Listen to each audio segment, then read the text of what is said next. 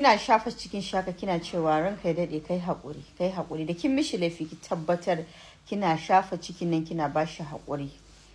saboda faki a matsayin ki na mace dole ne kina kasa da mijinki ba a sarki biyu a waje daya dole akwai sarki akwai fadawa mun san ke sarauniya ce amma sarauniya ai tana kasan sarki shi sarki ne ko ba haka ba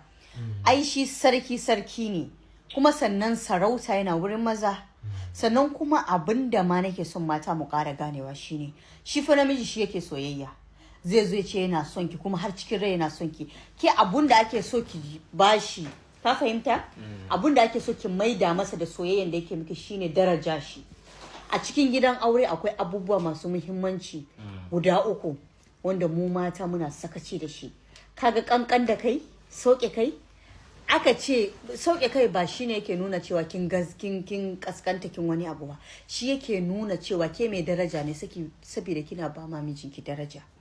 kin ga girmama miji da ba da haƙuri abubuwa guda ukun nan wanda da yawan mata akai suke fita daga gidan auren su dole ki kankan da kanki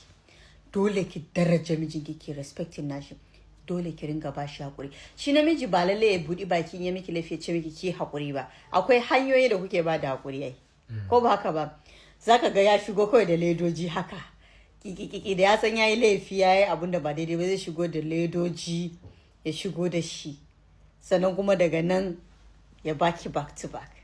back till janna insha Allah. Thank you.